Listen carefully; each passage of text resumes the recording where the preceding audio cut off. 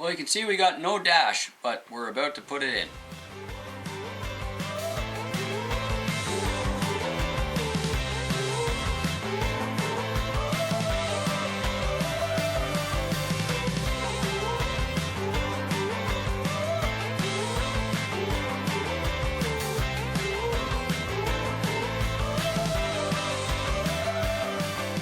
Well, the dash is in, and it's almost impossible to see, and that's unfortunate because, of course, we stick the dashboard in a place where you really can only see it if you're like, you know, right in the face of the window. And so we're gonna have to get off of the desk here for a minute and actually do a bunch of close-ups, and I'm gonna show you how I got this put together and what we use. So let's have a look. There were two files. The top one is the original James Knight file, but I had to make mine 1.08 scale, so it's actually larger.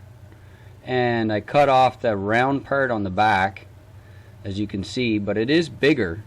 So there's some reasons for that. I'll show you in a minute. This is my paint booth. And I have these old boxes that I use, and I put some screws in them. Most of the time you can actually kind of hook your parts onto the screws that are screwed into this heavily painted box, and that works great to just kind of hold your stuff so that it doesn't kind of fly off when you're painting it. I'm using a filler primer. I usually call it a high solids primer. It kind of rattle. It kind of goes on thick. I don't know if you can see the way the air moves in my paint booth, but the fan is at the top sucking straight up. And the dust usually kind of goes into a circle, like a little vortex. It's really neat. I'm going to put a lot of paint on this because my 3D printer is not exactly high-end. I use only ABS, so I don't have to worry about sun melting or anything like that. But it is a little bit rougher than some of the really high quality PLA prints that you see around these days. So I'm just loading on some high solids primer here and make sure that I cover the entire dash so the next color of paint will actually be kind of smooth.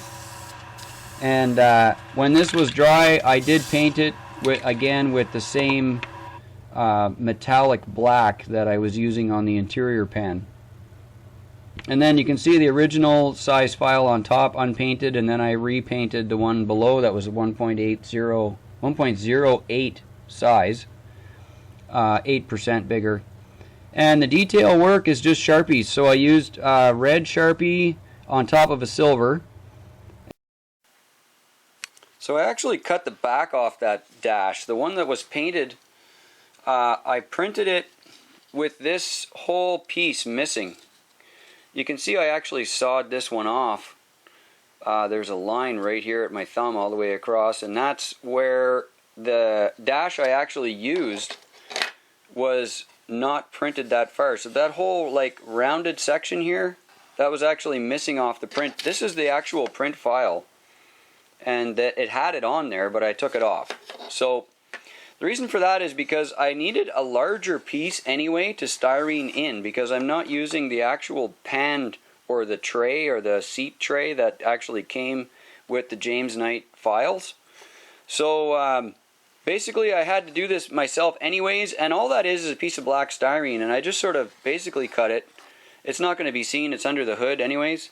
So I basically cut it off, and then I fit it around the two holes that are used for the screws on the wiper blades, and it's just glued into the dash. So kind of hard to see, but you can see the back of the print material there where the supports were, and the styrene's just glued on. So if we try to get inside here, I'll see if I can get the light right on the camera so you guys can actually get a view of what this looks like. Sorry for the wobbliness here, I got to turn everything around. So the dash sort of looks like this from inside. I'm in sort of the tailgate area here trying to show this off, but it's a little too glossy to see. But let's see if we can get a window view. I'll turn that around, and then I might be able to zoom in on that.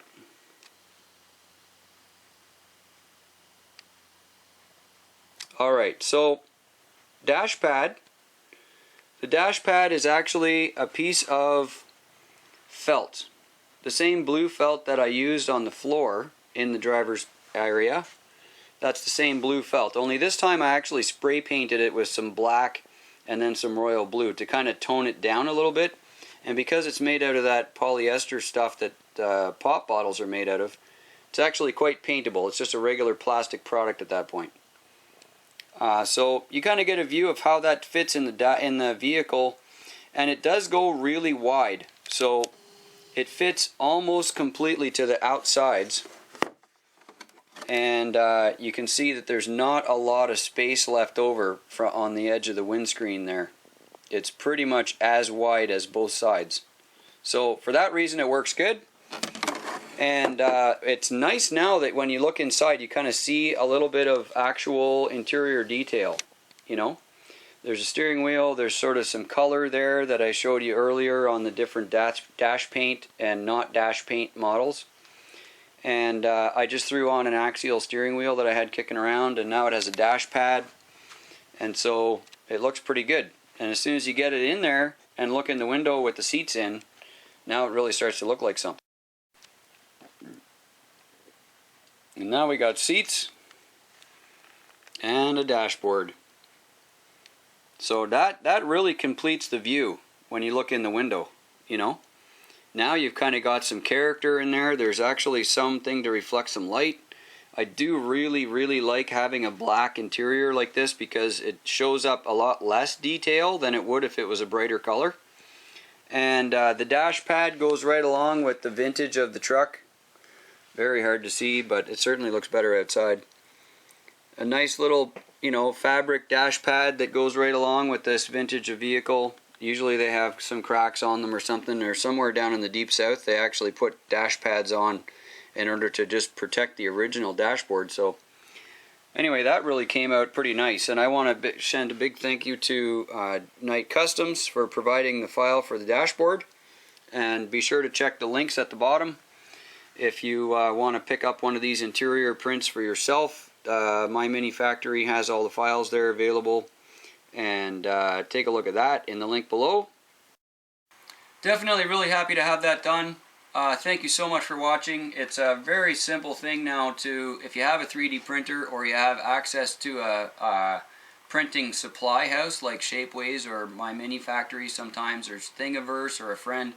If you can make use of some of these fantastic designers who are putting their product out there for purchase or print, it really helps legitimize some of the details that we don't have the skills, I don't have the skills to actually make myself. So this is the proper Bronco vintage dash for this particular vintage of truck.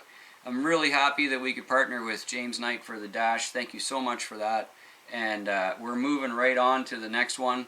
I think my electronics for this should actually be in any day now, so I can't tell you how excited I am to finally get this thing wired up and running and driving and tested. And thank you guys for watching and coming along for the journey. I'm really happy that we could do this together, and I will see you on the next one.